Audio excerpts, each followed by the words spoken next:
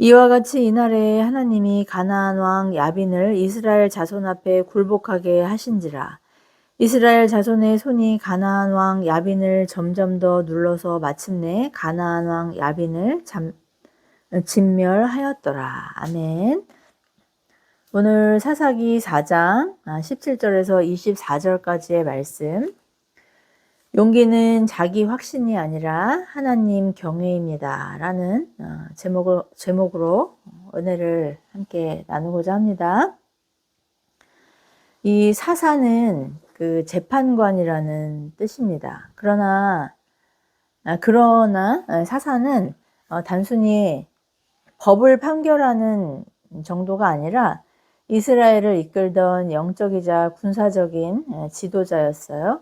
그런데 오늘 본문이 포함된 이 4장에는 아주 특별한 사사가 등장해요. 바로 여성 사사 드보라입니다. 지금 같으면 여성 재판관, 여성 지도자, 여성 대통령들도 있고, 총리도 있고, CEO도 있고, 그 여성들이 지도자의 자리에 앉는 것이 그렇게 낯설지 않지만, 이 당시 고대 근동의 그 사회와 문화권 안에서 여자가 이렇게 지도자가 된다는 것은 정말 이례적인 사건이었어요. 더군다나 군대를 이끄는 일은 더욱 불가능했죠. 그러나 하나님은 그런 한계를 가진 드보라를 사사로 세우셨어요. 이것은 당시 이스라엘의 영적인 상태를 보여주는 동시에 하나님이 어떻게 일하시는지를 보여주는 그런 사건이에요. 이스라엘은 가나안 땅에 들어간 후에 하나님을 떠났습니다. 여호수아를 비롯한 믿음의 세대가 모두 죽자 이 백성들은 하나님을 버리고 가나안의 우상을 섬기기 시작했어요. 왜일까요? 우상 숭배가 인간의 그 죄성을 만족시켜 주기 때문이에요. 가나안 종교는 특별히 음란하고 향락적이었어요. 지금도 다르지 않아요. 이단들 또 사이비들 보면은 그런 또 다큐멘터리 한번 보세요. 얼마나 음란해요. 일부 다처제 에다가 무슨 그런 것들을 그 교주와의 어떤 그런 성행위를 통해서 거룩하게 된다는 정말 말도 안 되는 터무니없는 그 감언이설에 정말 그 세상에서는 수재다, 탁월하다, 이런 사람들이 그렇게 넘어가잖아요. 이렇게 어쨌든 그 하나님께서 이스라엘 백성들을 구별하셨을 때 그 대표적인 백성들의 특징이 거룩함이었던 것처럼 그 하나님을 떠난 사람들의 대표적인 특징이 바로 음란하고 또 향락을 죽도록 추구한다는 것이죠. 이렇게 우상들은 인간의 욕망을 정당화해요. 사실 이건 새로운 일이 아닌 것이죠. 또 그들의 조상 출애굽 백성들이 애굽의 광야에서 금송아지를 만들어 놓고 이것이 우리를 인도한 하나님이라고 말하지 않았습니까? 인간은 이 에덴에서의 타락 이후 이렇게 본성적으로 그렇게 유욕을 따라 욕망을 따라 살아가게 되었어요.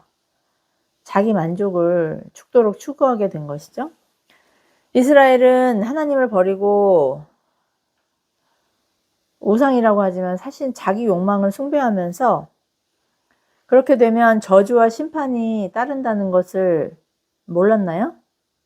알았죠. 하나님께서는 지속적으로 모세와 여호수아를 통해서 이 저주와 심판 또 축복을 그렇게 말씀하셨어요. 그렇지만 알면서도 우상을 선택한 거예요. 그 결과는 이민족에게 압제를 받는 것이었죠. 사사기는 죄를 짓고 고통을 받고 부르짖으면 하나님이 사사를 보내 구원하신다. 또 그 사사들로 인해서 잠시 평안을 누리다가 그 사사가 죽으면 다시 하나님을 떠난다는 그 패턴이 반복되는 기록이에요. 안타까운 것은 이런 실패를 통해서 어떤 성찰을 통해서 신앙이 더욱 성숙해졌다가 아니라 더욱 퇴보했다는 것이죠. 마치 하나님 없이 살아가는 인간 역사의 축소판 같지 않나요? 세계 1, 2차 대전에 정말 그런 끔찍한 참상을 겪고 난 후에 사람들이 그 계명주의의 환상, 어떤 인간에 대한 그런 낙관적인 그런 환상이 깨졌음에도 불구하고 여전히 지금도 전쟁이 끊이지 않는 걸 한번 보세요. 우리도 여기서 예외가 아니라는 것이죠. 그런데 사사들을 보면 한 가지 공통점이 있습니다. 하나님이 부르시고 또 하나님께서 거룩한 의의 도구로 사용하시는 이 사람들은 대체로 조건이 부족한 사람들이었다는 거예요. 이 사사기 초반에 등장하는 이 갈렙의 조카 온니엘을 제외하면 모두가 지도자로는 적합하지 않은 그런 치명적인 약점이 있는 사람들이었어요. 에훗은 왼손잡이였죠. 당시에 그런 문화권에서 왼손잡이는 오른손에 장애가 있다는 것을 추정케 해요. 또 소모는 막대기로 이방 민족을 때려잡은 삼갈 같은 경우에는 소모는 막대기를 왜 갖고 있겠어요? 농부였다는 거죠. 그러니까 탁월한 군인이 아니었다는 거예요. 더군다나 오늘 우리가 함께 살펴보는 이 본문이 포함된 4장에서의 그 여성사사 드보라는 여성이었다는 거예요. 그 이스라엘의 랍비들은 그렇게 기도했다고 하잖아요. 여자로 태어나지 않은 걸 하나님께 감사한다는 그런 기도를 했을 만큼 여성은 사실 짐승이나 어떤 물건, 재산과 같이 그렇게 치부되는 존재였는데 그런 여자가 이제 이스라엘의 지도자가 되었다는 거예요. 또 기드온은 미디안 사람들이 무서워서 구석진 포도즙 틀에서 밀을 타작하는 그런 어떻게 보면 저와 같은 그런 쫄보였었죠. 입다는 조폭들의 보스였고요. 삼손은 성 중독에 가까운 그런 여성 편력으로 비참하게 생을 마감한 사람이에요. 그럼에도 하나님은 왜 그들을 부르셔서 하나님의 구원의 계획을 이루어 가셨을까요? 그들의 승리가 인간의 됨됨이가 아닌 하나님의 전적인, 정말 주권적인 그런 은혜임을 보여주시기 위함이었죠.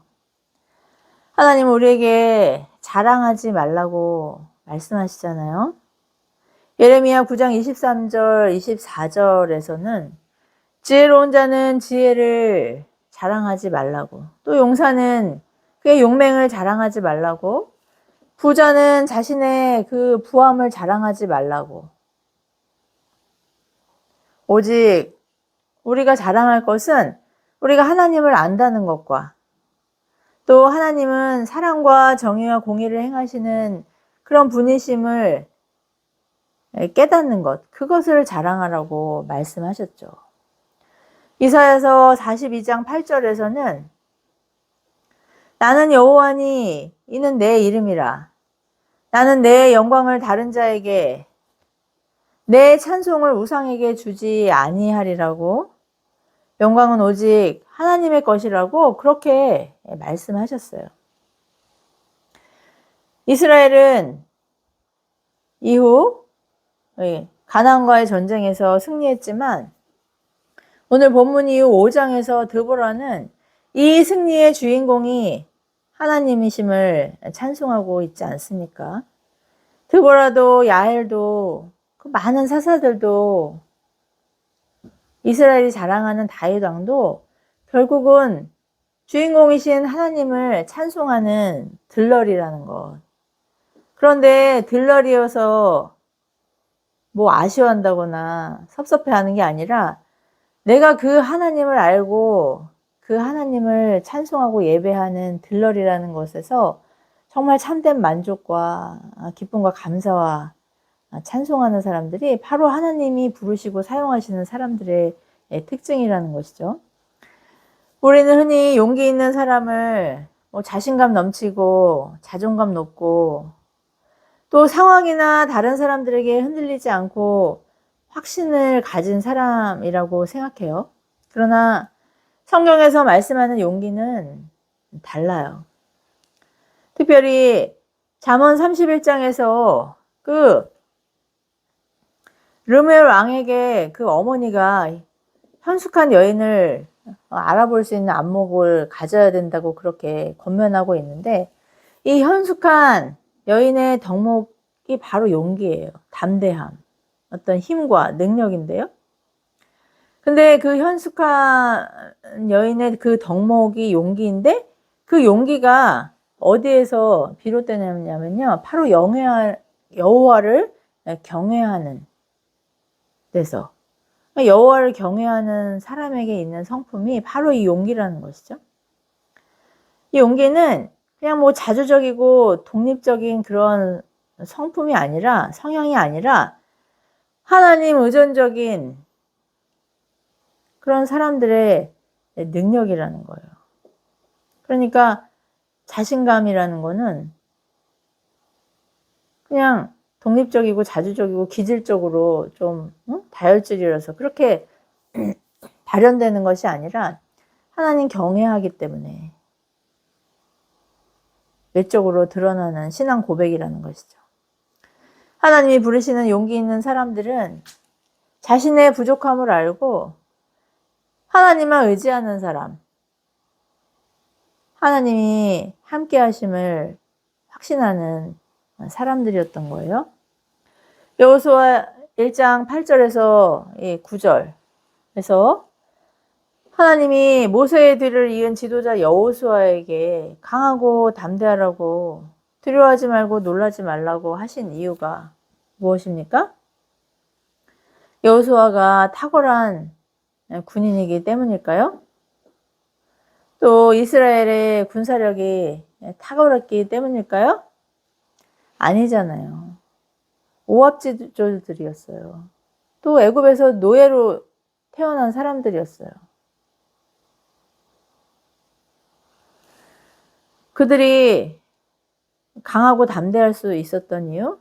하나님께서 함께 하시겠다고, 붙드시겠다고, 도와주시겠다고 약속하셨기 때문이잖아요. 이것이 하나님 사람들의 용기의 근원이에요. 이처럼 하나님이 붙드시고 도우신다는 약속을 신뢰하는 사람만이 세상과 사람을 두려워하지 않을 수 있는 거예요.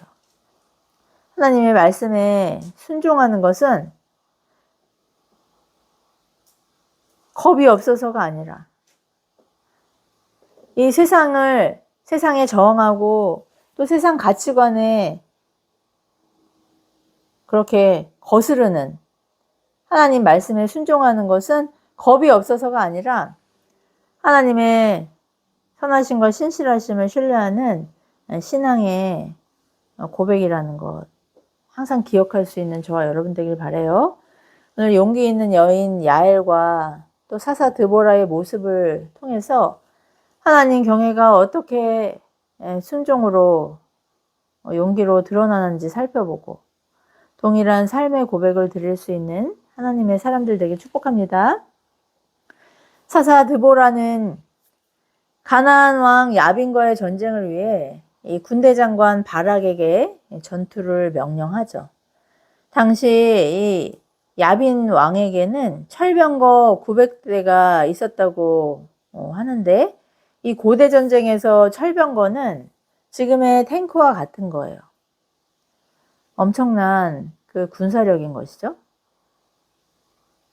그러자 군대 장관 바락은 드보라가 전투에 함께 참가하지 않으면 자신도 가지 않겠다고 그렇게 말해요. 이 말은 단순히 드보라의 카리스마를 인정하는 것처럼 보이지만 그게 아니에요. 당시 이스라엘의 영적인 상태가 얼마나 취약해졌는지를 보여주는 단적인 고백인 것이죠. 여자를 물건이나 재산으로 치부하던 사회에서 여성이 지도자가 된 것도 아주 이례적이지만 군대를 통솔하는 지휘자가 여성 지도자에게 이만큼이나 의존적이라는 것을 보면 이스라엘은 더 이상 하나님의 임재를 갈망하지도 않고 또 누리지도 못했다는 것을 보여주는 거예요. 하나님보다 사람을 더 의지했던 것이죠. 여러분, 하나님이 우리를 부르실 때는 우리가 완벽해서가 아니라 그럴 만한 뭐 자질이나 됨됨이가 있어서가 아니에요. 우리가 말로는 아멘 하지만 사실 마음은 그렇지 않은 경우가 많잖아요. 그가 누구든지 부르심에 순종하는 사람을 하나님은 기뻐하시고 그에게 분에 넘치는 존영을 주시는 것이죠. 드보라는 이 바락의 요청을 수락해요. 그러나 승리는 바락의 것도 자신의 것도 아니라 겐 사람 헤벨의 아내인 야엘에게 돌아간다는 그런 예언을 하죠. 이 말은 바락을 책망하려는 의도라기보다는 하나님은 믿음 없이 순종하지 않는 탁월한 사람보다 오히려 하나님 경외하는 자격 없는 사람을 통해 일하신다는 것을 뜻하는 그런 예언이었어요. 우리는 하나님을 믿는다고 말하면서 하나님 신뢰한다고 하면서 결정적인 순간에 세상의 가치관에 동조하고 타협할 때가 정말 너무나 많지 않습니까? 이처럼 순종하지 않는 신앙은 사실 신앙도 아니지만 신앙은 뭐 하나님 바라보고 하나님 의지하고 하나님 갈망한다는 의미니까 하나님 그런 하나님 말씀에 순종하지 않는 신앙은 신앙도 아니지만 이거는 위선이잖아요. 그죠? 겉으로는 믿는 척하면서 속으로는 살궁리하고 있는 그런 모습? 그죠? 그런데 이 위선이 사실은 아예 믿지 않는 불신앙보다 더 위험하다는 거예요. 교회 안에서 열심히 봉사해요. 직분도 있어요. 아주 오랫동안 또 평생 그렇게 교회에서 생활해요. 그러나 결정적인 순간에 하나님의 말씀보다 자신의 계산을 앞세운다면 그것은 하나님을 경외하는 것이 아니에요. 하나님 경외의 의미가 뭐예요? 그 경외의 그 원어적인 의미가 그 두려움인데 이 두려움은 뭐 공포로 막 그 뭐 기함을 하는 그런 두려움이 아니라 뭐 속된 표현일 수도 있겠지만 우리가 아이돌 그 보면서 막 그 사람들이 환호 지르고 막 기절하는 모습 이런 거 보잖아요. 너무 좋아서 두려움은 두려움인데 끌리는 두려움, 너무 좋은 두려움 그런 두려움을 말하는데요. 하나님 경외가 이런 것인데 그래서 그 하나님께서 나를 떠나실까 봐 어떻게 하든 내 삶을 정돈하고 정비하고 교정하는 그런 모습이 사실 하나님 경외하는 모습이거든요. 이것이 이제 말씀의 순종함으로 드러나는 것인데 우리가 하나님 사랑한다, 경외한다, 믿는다? 이것의 외적인 신앙 고백이 순종이라는 거예요.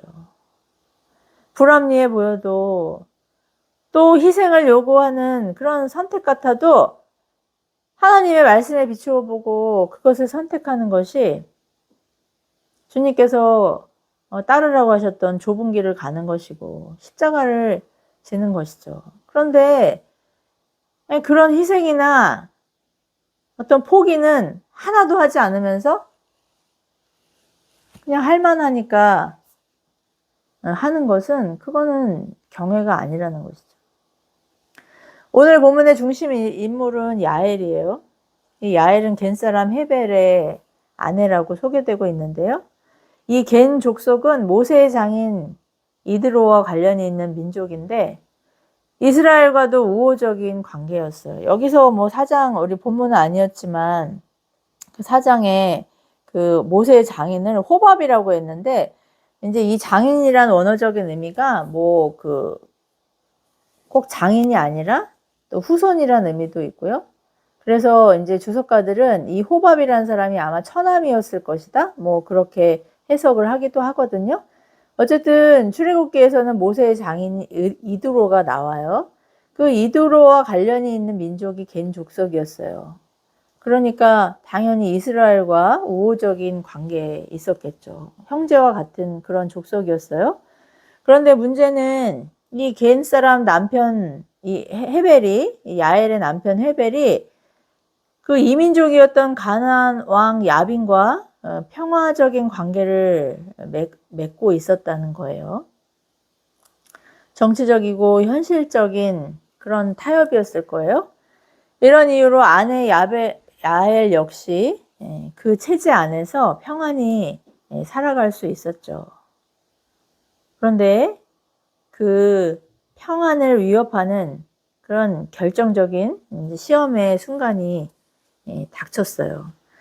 가나안 군대장관 시스라가 이제 이스라엘에게 이제 패퇴하고 도망가면서 야엘의 장막으로 온 거예요. 야엘은 이 순간 선택해야 했죠. 이 세상인 가나안 편에 설 것인가 아니면 하나님 편에 설 것인가를요. 야엘은 그냥 장막을 치는 그런 부녀자였는데 무슨 뭐 힘이 아무리 좋아도 무슨 힘이 있었겠어요. 그럼에도 불구하고 이 군대장관 시스라의 관자놀이에 말뚝을 박아서 그를 살해해요. 이런 장면이 이제 명화로 그렇게 소개된 것을 한번 보기도 했는데 정말 잔인해 보이더라고요. 무섭더라고요. 아, 저 여자 독하다 그런 생각이 들던데 그런 살벌한 이야기처럼 보이지만 여러분 이것이 하나님께서 우리에게 요구하시는 용기예요. 용기는 두려움 없는 상태가 아니라 두려움 속에서 하나님 편에 서는 것을 말하죠. 나의 죄를 십자가에 못 박는 것 바로 용기인 거예요. 여리고성의 기생 라합도 마찬가지였죠. 이스라엘의 정탐꾼을 숨겨주다가 발각되면 온 집안이 몰살을 당하는 상황이었어요. 정말 하찮은 미물처럼 여겨졌던 그런 기생이었는데 어떻게 해요? 이스라엘 정탐꾼을 숨겨주게 돼요. 그리고 약속을 받아요. 자신과 자신의 온 집안을 구원해 달라는 그런 약속을 받게 되죠. 그는 하나님만이 참신이라는 것을 아는 믿음을 주신 그 하나님 편에 서는 것을 용기 있게 선택했던 것이죠. 다윗도 마찬가지 아니에요? 골리앗이 두렵지 않았겠어요. 물론 곰과 사자를 뭐 물맷돌로 때려잡았겠지만 분위기 자체가 정말 그 골리앗 편에 사람들이 그렇게 환호성을 지르고 있는 그 상황에서 이스라엘 군들은 정말 꿀먹은 벙어리처럼 아무 말도 못하는 그 상황에서 그리고 정말 혈연이라고 했던 형들조차 자신을 조롱하고 비난하고 비아냥거리는 그 상황에서 어떻게 그런 선택을 할 수 있었겠어요. 사람 보지 않고 환경 보지 않고 그 환경보다 크신 하나님을 볼 수 있는 믿음의 눈으로 하나님을 신뢰했기 때문에 골리앗의 그 도전에 맞설 수 있었던 것이죠. 오늘 야엘도 마찬가지예요. 하나님을 경외했기 때문에 자신의 주인이라고 할 수 있는 남편을 거슬러서 또 가나안 왕 야빈의 군대 장관을 두려워하지 않고 구원을 이루시는 하나님 편에 설 수 있었던 것이죠. 뒤에 어떻게 되겠다 이런 계산이 앞설 수 있는 상황이 아니었어요. 하나님을 경외하는 야엘에게 하나님은 이 드보라의 예언을 통해서 또 드보라의 찬송을 통해서 야엘을 축복하시고 그에게 존영을 주셨어요. 하나님은 왜 존재감 없는 야엘을 사용하셨습니까? 사람 스스로 자랑하지 못하게 하시기 위함이었어요. 야엘은 군인도 지도자도 심지어 남자도 아니었잖아요. 그러나 하나님은 야엘을 통해 가나안을 무너뜨리셨어요. 하나님이 하셨다는 것을 깨닫게 하시기 위함이었죠. 그래서 하나님은 자주, 아니 거의 대부분 하나님 없이 뛰어난 사람보다 하나님 없이는 아무것도 할 수 없다고 고백하는 그런 비천한 사람들을 사용하세요. 사울 왕과 솔로몬 왕을 보세요. 처음에는 겸손했지만 정말 외모도 출중하고 탁월한 지도력을 갖고 있었던 사람이지만 결국은 어떻게 돼요? 자신의 능력을 신뢰하다가 하나님을 떠나지 않았나요? 반면 하나님이 존영을 주시는 사람들은 자신의 한계를 아는 사람들이에요. 그래서 더욱 하나님을 의지할 수밖에 없는 것이죠. 오늘 우리 시대는 자기 확신을 미덕으로 여겨요. 나를 위해 살라. 내 감정이 중요하다. 내 선택이 진리다.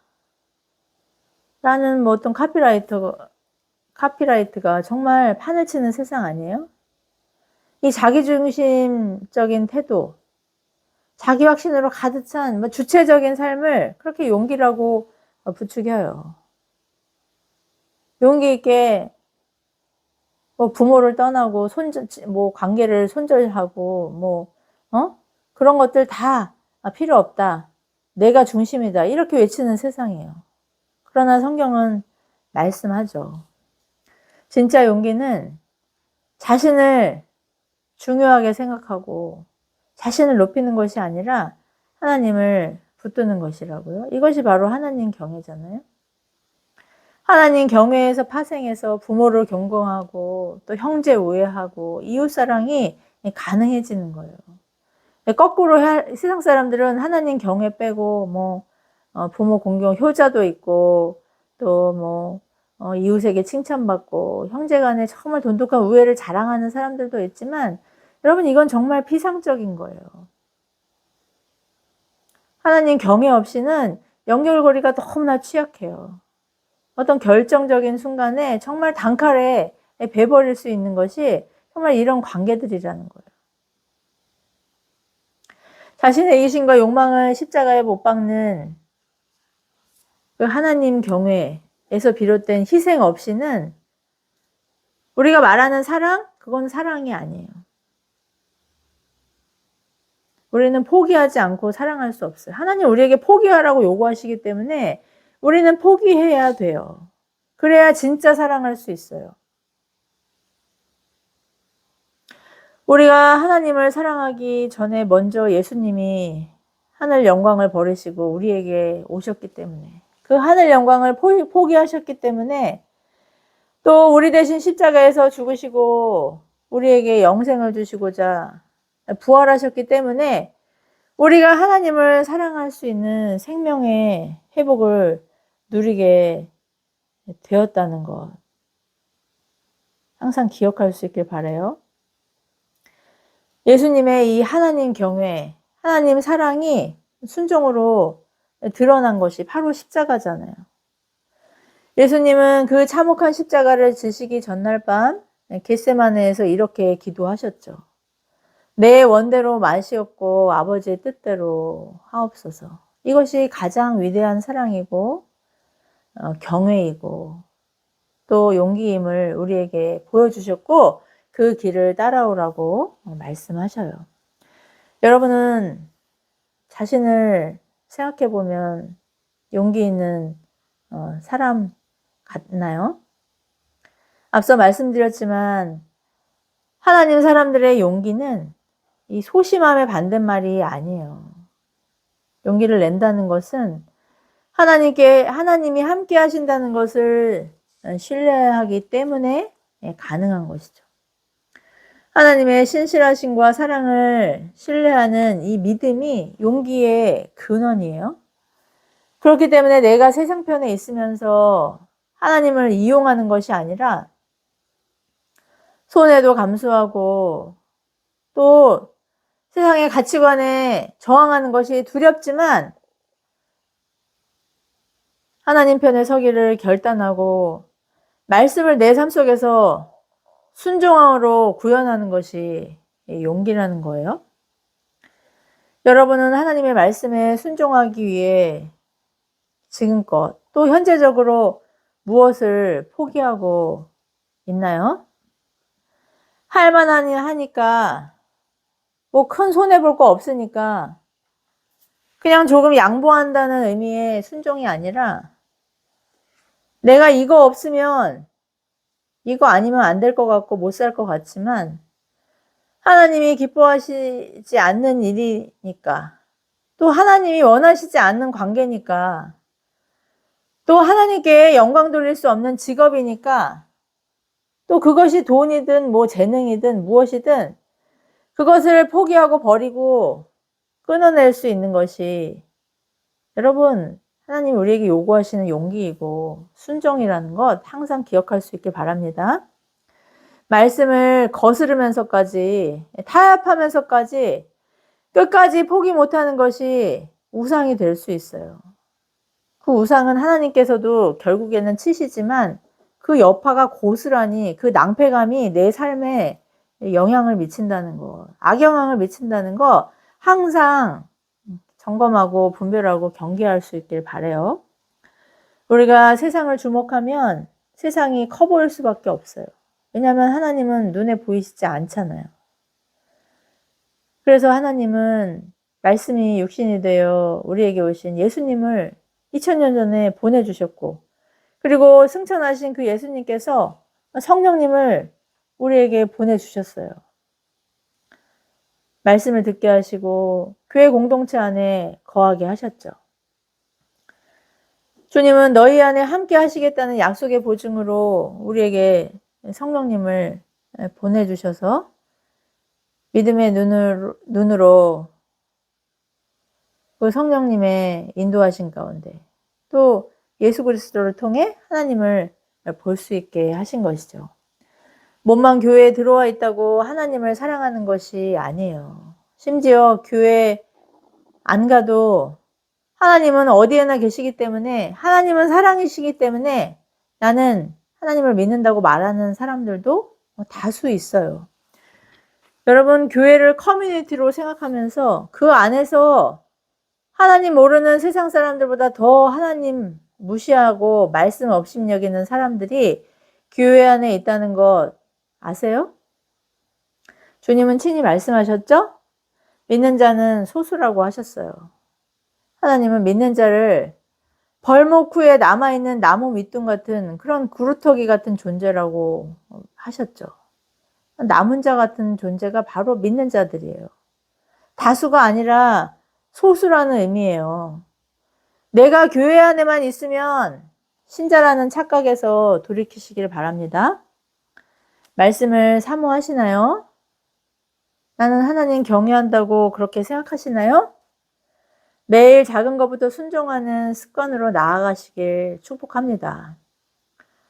마음과 뜻과 힘과 정성 다해서 하나님 사랑한다는 것의 의미는 어떤 이례적이고 단회적인 어떤 뭐 그런 업적이 아니라는 거예요.